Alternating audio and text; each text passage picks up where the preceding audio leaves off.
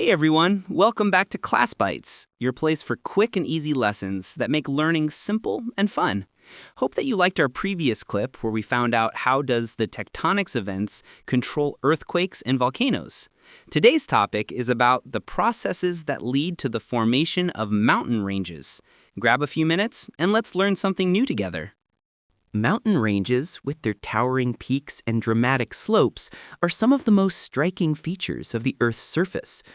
Their formation is a complex story written over millions of years, driven by forces deep within the planet, and shaped by the interplay of pressure, heat, and the slow but persistent movements of the Earth's crust. To understand how mountains are born, it is helpful to first imagine the Earth as a layered sphere. The outermost layer, the crust, is rigid yet fragmented into enormous slabs known as tectonic plates. Beneath this crust lies the mantle, a thick layer of hot, slowly flowing rock that behaves like a viscous fluid over geological time.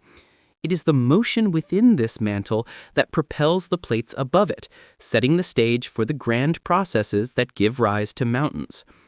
The primary mechanism behind the formation of mountain ranges is the movement and collision of these tectonic plates.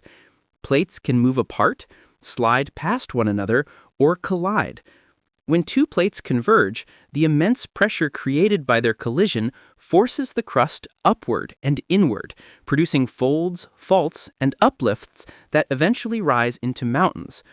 One of the most dramatic examples of this process occurs when two continental plates collide.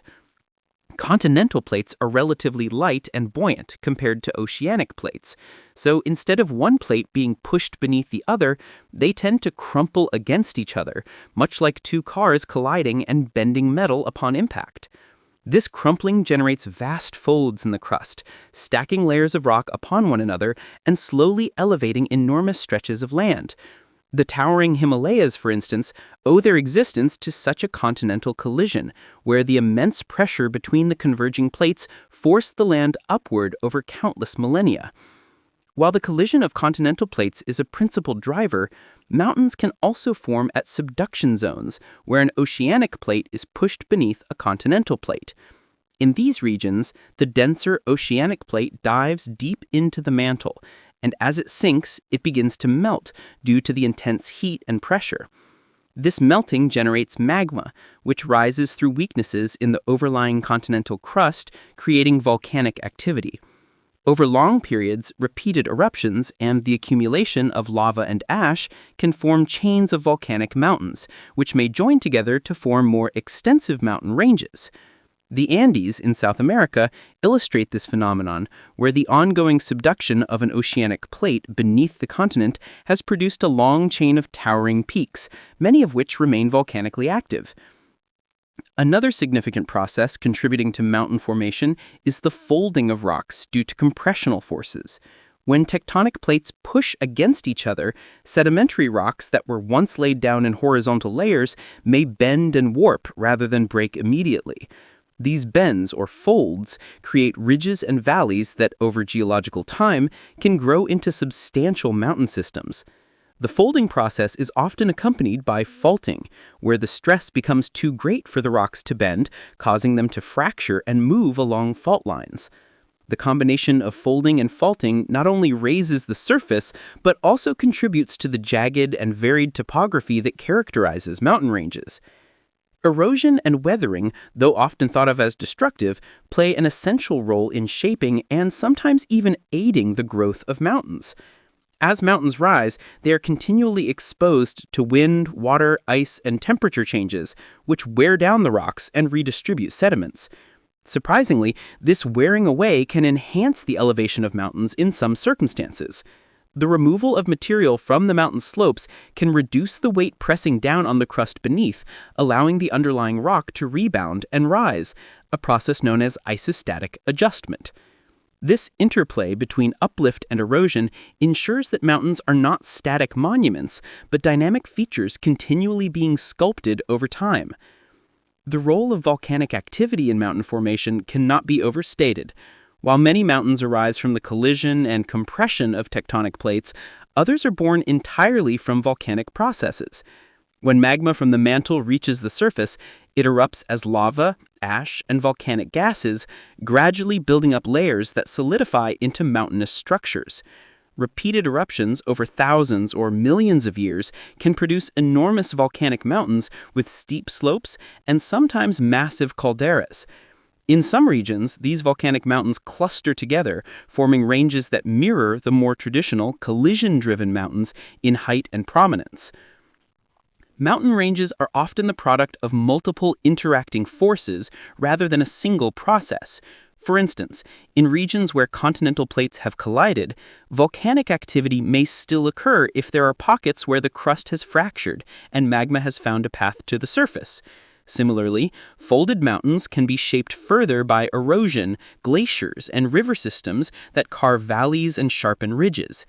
The interplay of these processes creates the breathtaking variety observed in mountains worldwide, from jagged peaks and deep gorges to sweeping plateaus and rolling foothills. The formation of mountain ranges is also deeply influenced by the material composition of the Earth's crust. Different types of rocks respond differently to stress and pressure. Harder, more resistant rocks tend to form the higher peaks and steep ridges, while softer, more malleable rocks deform more easily, forming lower slopes and broad valleys. Over millions of years, the relative resistance of various rock layers combined with the persistent forces of tectonics shapes the overall appearance of a mountain range. Metamorphic rocks, which have been transformed by heat and pressure deep within the crust, often dominate the cores of mountains, bearing witness to the immense forces that built them. Finally, it is important to recognize that mountains are not permanent fixtures. They're transient expressions of geological energy. Over time, the same processes that build mountains can also wear them down. Erosion eventually reduces their height, and tectonic activity can alter their shape or even cause them to collapse. In some areas, previously elevated ranges may sink due to crustal thinning or the subduction of underlying plates. Thus, the mountains we see today represent a snapshot in a continuous cycle of creation, transformation, and eventual decay, reflecting the restless dynamism of our planet. In conclusion, the formation of mountain ranges is the result of an intricate interplay of geological forces acting over immense spans of time.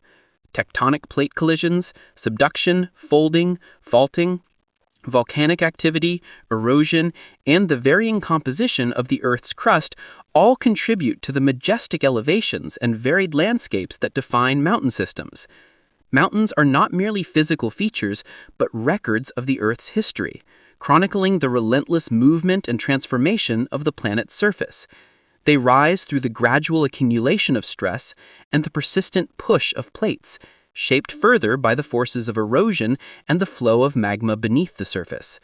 Each range, with its unique combination of peaks, valleys, and plateaus, stands as a testament to the dynamic processes that continue to mold the Earth, reminding us that the seemingly immutable mountains are in fact ever-changing monuments to the planet's incessant energy and time-honed artistry. And that wraps up today's topic. We hope you enjoyed this short lesson and learned something new. Drop a comment and tell us what topic you'd like to explore next.